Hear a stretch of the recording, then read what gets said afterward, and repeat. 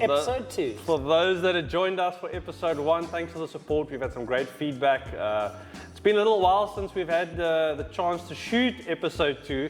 If we throw back to when we actually done that episode was last year. Well, we're making better time than when we previously discussed. Exactly. So that was 2 years, now it's 4 months, so we're getting better. The time's getting, the distance between it is getting shorter. Eventually we'll be able to bring one out every month. That's the plan. Don't hold us to that. But yeah, we're going to be doing a quick catch up on what's been happening with Alex, what I've been up to in the last couple of months. There's some exciting builds that's happened in the last couple of months that you finished up between the end of last year and the beginning of this year. One of those builds is sitting right behind me here. It's the Stu's 2024 Triumph build. This thing is insane. All the bells, all the whistles, and we're going to have like a little mini feature later on in this episode on that bike. But before we get there, where we were last year, from last year's episode to today, there's been a lot that's happened. Almost too much to comprehend. Feels like I've had a whole year already. But last time we left off, you were on your way to the Motor Beach Classic. Yeah, the Roland Sands Motor Beach Classic. That must have been an absolutely insane experience. You know what? It was actually so cool. Like, so the setting. Now you're just out of Huntington Beach. I forgot the name of the actual beach or town that it was in, but it's just out of Huntington.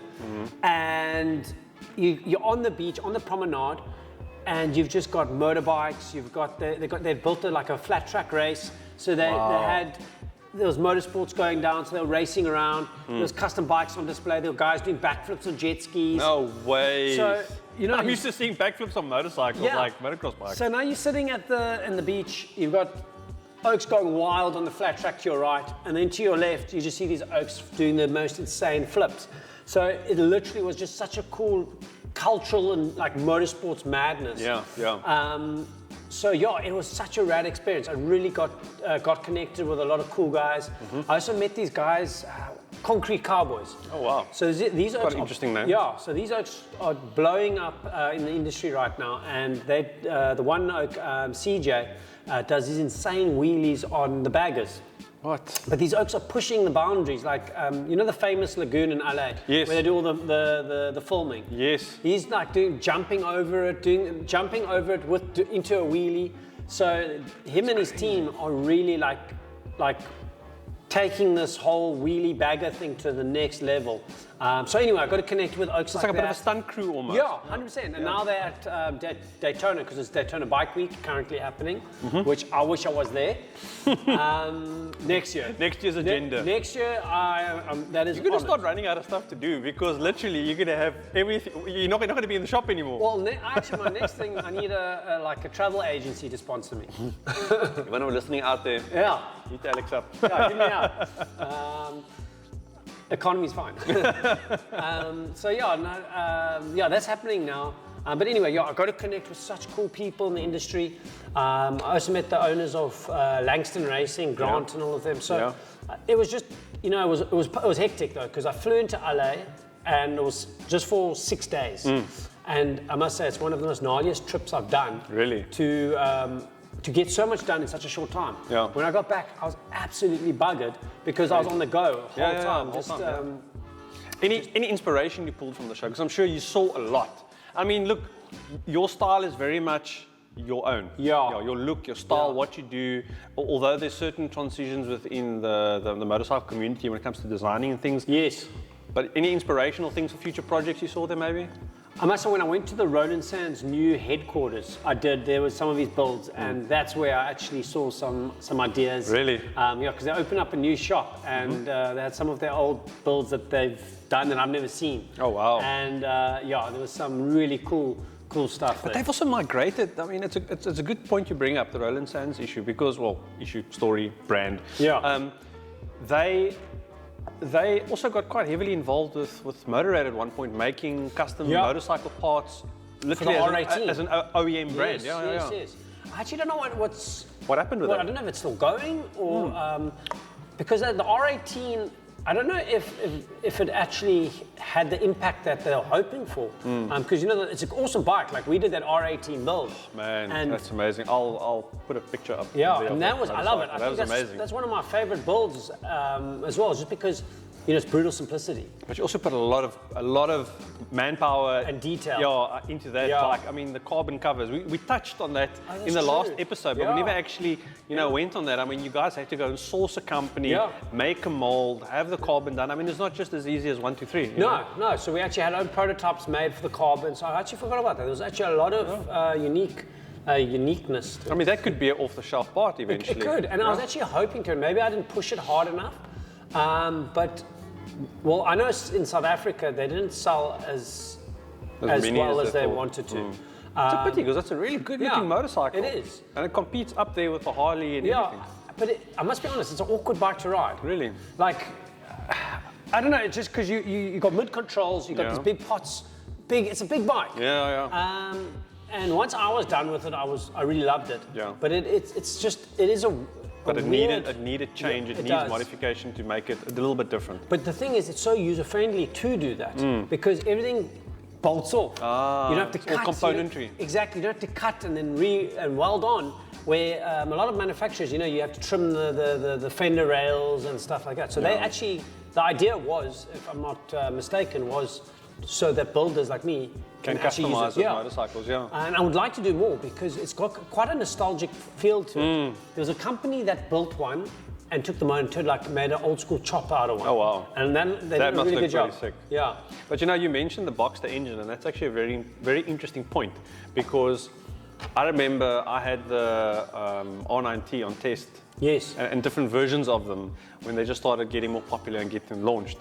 And the one thing I love that motorcycle. That thing it's got so much low-down torque, it's got a nice sound. A lot of potential to customize. Exactly. Well, you've done a few already. Yeah. But my only pet peeve, I think, was, and maybe it's just because, we're slightly taller guys with longer legs.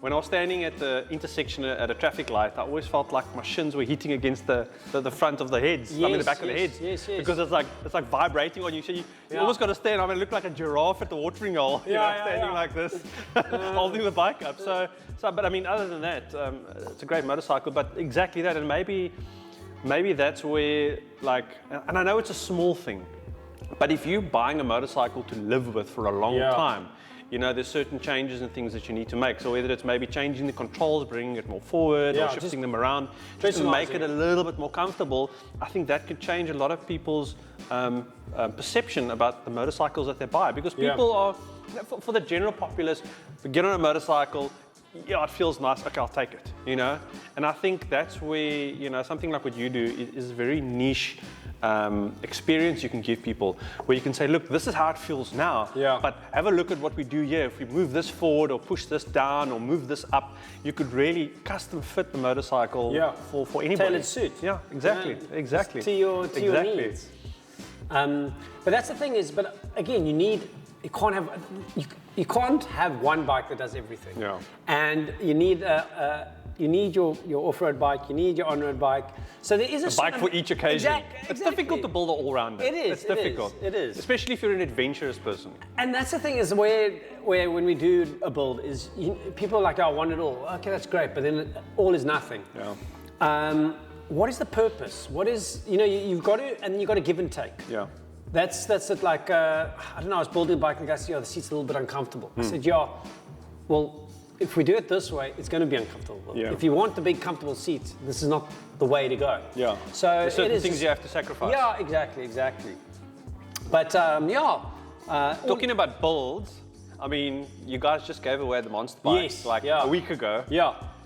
That was an insane build. That was rad. That was really cool. And a nice initiative between, Triumph, Monster, you guys. Yeah. Something that's new in the industry. So what we did was we sourced a Triumph Speedmaster from Triumph, and then we collaborated with Jerry's Burger Bar. And the whole theme was, and it was a Monster. It was actually, I was so stoked. So he came pick up the bike, and I was like, so what are you going to do with it? You're going to keep it? The one actually you're going to sell. He goes, no ways. This is a one of one. No. And then he left on the bike, and he came roaring down, like opening throttle. I was like, okay. Does a U-turn and comes to me, just gives me a solid fist bump. He's like, dude, thank you so much. This thing's freaking incredible. But that's... And then darted off. As a creative, which is what you are. Yeah. You're a metal motorcycle creative. I mean, that must be such a cool thing, you know, like you build the bike, you give it away, but that somebody can appreciate Gratitude. what you've done. Yeah. Obviously the gratitude for winning the motorcycle, but having that connection and actually getting what you've put into the 100%. motorcycle. But that's even really cool. when I sell a guy a bike. Even though there's obviously it's a business, there's that money. Sure. There's no, like I've done custom bikes for people, and it's been a great financial transaction, and I'm happy. But until I get that look and that excitement, then it's worth it. Yeah. But because I've built a bike for a guy where it's the most beautiful thing, and they don't have the joy and the passion that you have for it, and they go, oh, cool. And you're like, sometimes it'll disappoint you, yeah, maybe. 100%. Yeah. Because you literally put your blood, your sweat, and your soul into it. Yeah. And that doesn't come at a price. Yeah. You know, they're like, 100%. you know, that little gratitude, that fist bump, pays for Exactly. everything. That kind of just makes it, it solidifies seals the that, deal. like, you know, you've done it. But I'm quite fortunate because I think, you know, you start creating, not a cult, but a movement. Yeah. And the people you attract, the clients you attract, the people you deal with, you resonate, you're on the same like level. Yeah. So I've only done it once where Oak wasn't stoked. Not stoked with the bike, but just, you know, Wasn't he's just as blasé. excited about it. 100%. Yeah. It's just like, oh, I can go buy another bike. I can do You this. might have a couple of them. Yeah, exactly. But now I think every time I do it, even those kind of guys, I can see I'm tapping into that little bit of a childhood memory or tapping into that passion that is somewhere. But it's also a sense that they got something that's a one-off. 100%. You're the only guy in the world that's going to have that specific motorcycle, and also nice that Monster has and Jerry's, you know, came together to start something. Because yes, there's been a lot of giveaways in the past with various companies, but it's always been a generic thing. Yeah. Like here's a stock standard, whatever, you know, like a little scooter or whatever it is. But there's never a case of like, this is something that's been specially built. And no one's doing it. No. And what's so great is, I must say, I'm very stoked with the partnership I have with Monster, because they're just like, Stoos, here you go crazy, build something, and that's actually the other Monster build. We'll show that after we finish. So you guys will. So I built another one, and I built myself a bike for them. Yeah. So it's something I want in my garage. No one tells me what to do. They just say, okay, Stoos, you go do you. And that's it. That's it. That's it. So, I mean, could you ask for more? No, and it's nice that companies are allowing that to happen. Yeah. You know, we always think like in current economic climate throughout the world, everybody's trying to pinch pennies and just trying to get by. Yeah. But still to have that passion for something, you know, there's not many brands collectively that come together to do that. Because you always see different brands struggling around the same thing. But they never just, okay guys, we're going to the same goal here, let's just rock it. Yeah, and let me just trust you. Yeah, exactly. So I had a bit of my own medicine given to me. So you know how it is a client will come to me and they're like, I want this and this. Can you draw it up? Can you show me what you're going to do? Yeah. I'm like, no, sorry, bro, you're just going to have to trust me. Inject half a bar, whatever, $1 million, and I'll give me the blank check. Yeah. And then I'll call you later. And I went to go see a tattoo artist. She's doing this whole piece for me. And I was like, she does amazing stuff. So I said, okay, cool. So are you going to send me the brief? Like, she's like, no, I'll show you on the day once I've drawn. I'm like, huh. Okay. All right. This is how it works. And George was sitting next to me, my wife. And she looked at me, she's like, hey, how does that feel? Shit, okay, now to be on the other end of it, it's a hard one to swallow, eh? Look, this is on you for the rest of your life. So it's a bit different, But so I'm quite excited for that. But yeah, it was funny to be on the receiving end. For what's coming up now in the next couple of weeks. Oh man, there's... You're going to another motor show. Another one. It's tough, but someone's going to do it. You know, someone's going to do it. And you know the crazy thing is I always fight myself. Like I get super excited. As you know, I get super excited about it. And then I wasn't sure if I was invited yet. So, you enter, you go through all the process, and now you're like, I'm in, I'm going to do it. And then as soon as you get that acceptance, you're like, shit, can I do it? Financial outlay, time, and you start talking yourself out of it. Yeah. And trying to find all the reasons why not to go. And then my dad actually just said, hey, dude, you're 35, you've been invited to the One Motor Show, which is one of the top custom bike shows in the world. He said, dude, when are you going to do it? He said, you might never get an opportunity to do this again. And your bike is there. My bike's there, I mean, come on. So next month I fly to, actually it starts off, so what happened was, my mate that lives in LA, Caleb, so he trains all the next pro supercross riders. Oh, wow. So he actually trains Danger Boy, you know, the Degans. Yeah. So he trains all of them. So he's a South African boy. Okay. But he's doing super well in California, training all the new and upcoming supercross riders. And I phoned him up. I'm like, hey, dude, can I stay at your spot again? He's like, yeah, cool. And I'm coming for the couch. Yeah. He's like, no, I'm going to be in Texas. I was like, shit. And then I thought, it's the MotoGP. So he said, dude, fly to Texas. So what I'm actually doing is I'm flying from Cape Town. I'm so Texas. jealous. Stop it. Yeah. I'm going to go watch the GP.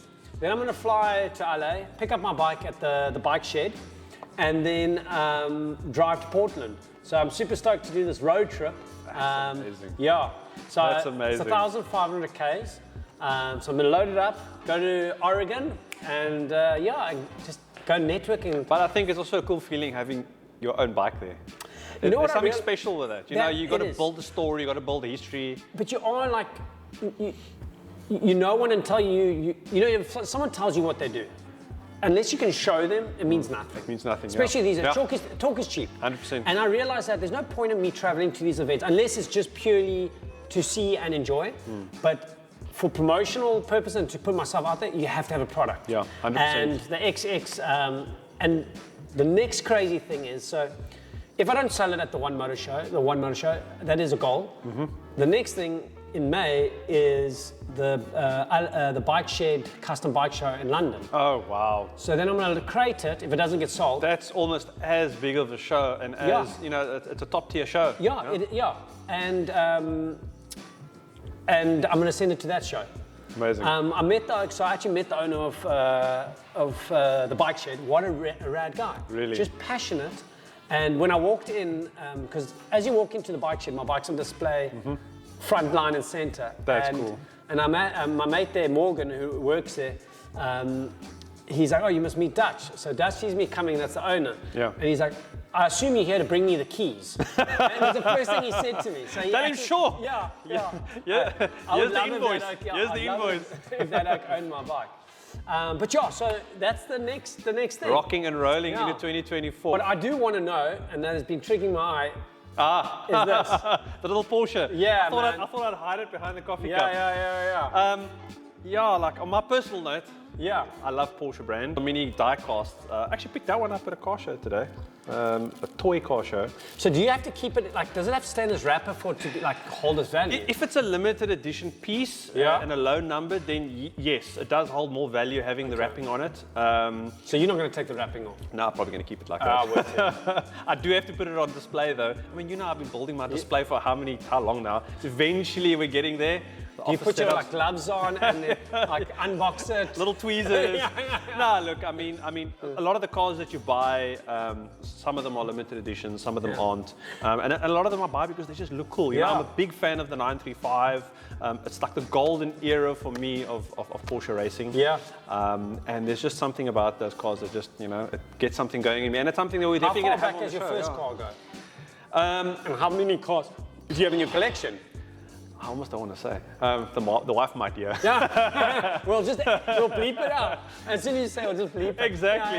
Look, 143s, I'm probably sitting on about 100 of these at the moment, but it's all choice collection. So I'm a different type of collector. I'll only buy something if it really interests me versus having everything in that series. Yeah. So if it's something that I really feel a personal connection to, I'll buy it. That's cool, dude. Hot Wheels and another really cool brand is called Mini GT.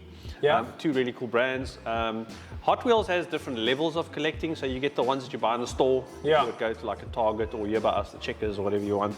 And there are some nice ones you can collect. Those are just, you collect the ones that you really like. Yes. And then from there, the levels, as the pricing goes up, they get a little bit more rare. Do you guys trade with it? Like, there's a whole culture with this. There's a massive culture, you know.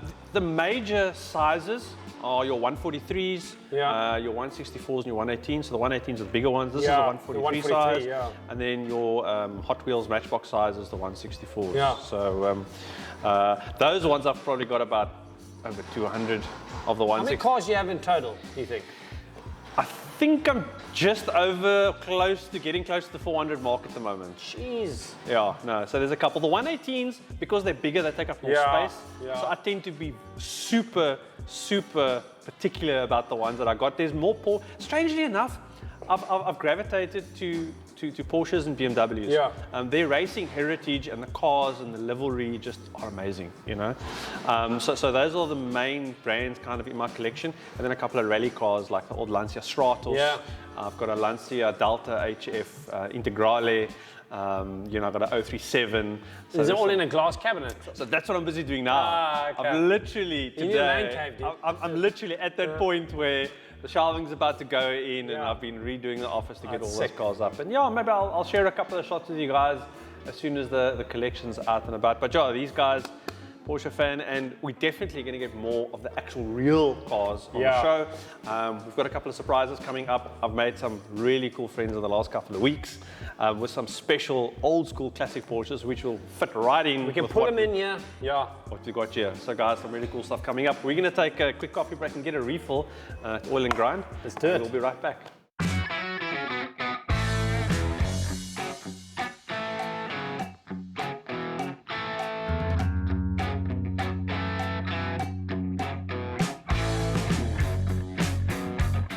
Okay, welcome back to part 2. And we're kicking off part 2 with a new segment of the actual builds that you're doing, because we talk about the builds, we never really show Now the you can actually bike. see it. Yeah. You know, he's not just talking about model cars. So this is your latest build, 2024, fresh off the factory. Fresh, ready to rock. This was a bobber, but this looks nothing like a bobber. In Yeah. fact, it looks more like a superbike crossed with a flat tracker kind We of style. went a little bit crazy on this one. So yeah, started life as a Triumph bobber, Yeah. and actually what happened was I was building a bike for Monster, and I was based on the bobber, and I got so super stoked into it. You were getting good vibes. Yeah, I ordered one for myself. Inspiration. Yeah, and then I started building one for myself. So that's actually how this baby came along. Right. So yeah, started life as a bobber. We stripped it down. The only thing we really kept was the tank, and then we designed this tailpiece. So this tailpiece actually started life as a solid 40 kg block of aluminium, maybe even 50. What? Yeah, solid block. So there's a full billeted block. That's a billet rear end. full billeted, bro. So it's not like plate bent, No, rolled, whatever. There's about 50 hours of machining in this part here. That is incredible. Yeah, and then we've actually put the Kellerman turn signals. They make these amazing little turn signals, run, brake, all in one. Oh, wow. And we've actually incorporated them in here, so you've got a super clean tail end. That's amazing. And then we went full Olin suspension, and then we did the bulleted triple clamps. Yeah. And we put the Motor Gadget speedo in because super clean. I see. Yeah. Stealth look, really nice. And there's a company in Germany. I forgot the name of it, but they make these little modules that you can plug it in so that you can still keep the functions of the wet, rain. Oh, really? And yeah, so it's a little That's module. amazing. Yeah, it's expensive module. Yeah, no doubt. But it's so kiff because now you can clean up the bars because the stock speedo is just big. Pretty and- big, yeah. And I suppose also when it's a valid point you make, like riding in the rain, low light weather, this is all LED. Yeah. So it's super bright. Super you bright. can see it in the worst of weather conditions. 100%. It's a really nice upgrade. I just want to go back to the tail end because that's kind of like a signature look for you. Yeah. I'm looking at the curves of that and I see a lot of the XX in there. That's actually what inspired it. Ah. So the XX actually inspired the tail end because I had to build something originally. I did the same tail end on the Monster build. Yes. And there was a bobber sitting here, a client's bobber that we did a few years ago where we just did the big wire, big wheel kits. Yeah. And I was having a meeting with Monster and I looked through the window, I was like, I've already got the next build for you, it's done. And then that's when I got the inspiration, started building it. And the XX came in with that tail piece, and that was the inspiration behind you. Yeah, because that's like a signature in your build. Like you've got very distinct lines in your design eye, which is very much your own. Yes, thank you. And it's nice to see that come through within the build. I think what's quite amazing now as well that you like slowly but you create a style where one of my mates phoned me, a client left on the bike and he never seen it. And he saw us like pull up to the robot. He's like, dude, did you just finish this and this bike? I said, yeah. You see, there He's we like, go. yeah. Brand identity. Exactly. And there was no logo. Well, there's subtle. Yeah, I mean, it's very subtle. yeah. We'll grab a shot of that in a little bit, but it's all blacked out. And I this love thing it, is Stealth. so much fun to ride. So I did the stainless steel header exhaust, and then I went with carbon fiber mufflers. Those look Leo amazing. Vinci. Wow. Yeah, it's that like GP inspired. But the whole talent. exhaust system, I mean, that's all the pie cuts, Yeah. everything, that's all you And guys. it's got a nice sound to it, like a good little tone. And it's not obnoxious. Like, you know, it's loud, but not.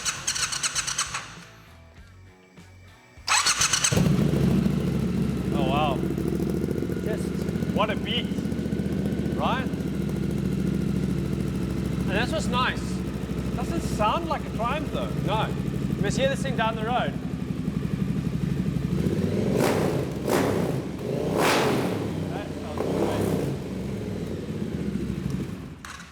That sounds amazing. And that's the it's first beast. time I've seen that light up. That looks Yeah, really cool. it's awesome. And then you got your. And I see you got the little indicators here. Yeah. What are these lights for? So you got your turn signal light, Yeah. your neutral light, Okay.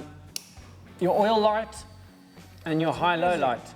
And then this one light, I've got to still link up, but I'm link it to the traction control. Oh, that's amazing. Because you got, so you can see yes.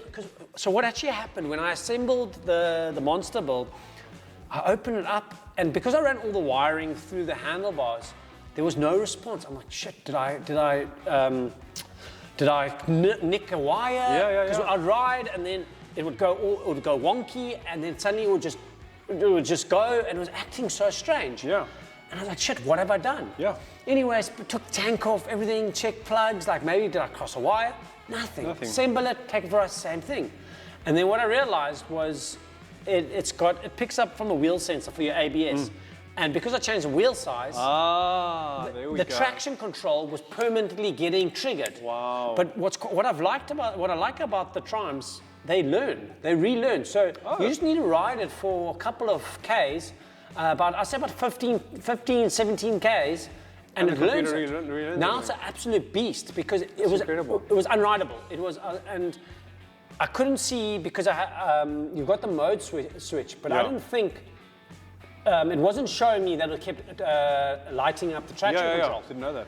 So it took me a while to figure it out, but it's got they're actually such good bikes to customize because user friendly. Like now I've changed the exhaust, the air filter, and as you can see, it's still running a bit rich, but it's still at cold. But when I pulled the plugs off the ride, they actually look good. It's amazing. So if I had to recommend a bike for someone to customize at home or privately, Beautiful. a bobber. Go for it. Just it's user friendly. It's you strip it down. And the frame and the motor, you can go any direction. Like the one we did for Jerry's, that was completely the opposite direction. That was more of a classic look, exactly. looking really good. But theoretically, it's the same base. That was a Speedmaster, but the only difference is it has struts. Yeah. I cut them off. Yeah. But realistically, they're the same bikes. Yeah. And you can turn them into. They're so cool for customization. But I'm also getting like a little bit of the front end of this also gives me like a bit of a naked superbike kind of a vibe. Because you've got the dabblers on there. Yeah. That's looking really mean. The wheels, I see your signature's not on there though. The BSTs. Decided to keep the standard wheel? No. I chatted to BST and we're actually going to do a collaboration because they don't make wheels for this. Oh. So we were chatting, but it was the end of the year, not a time. So they're still in the pipeline, but because Thornton 100 was doing the rotor box. Yes.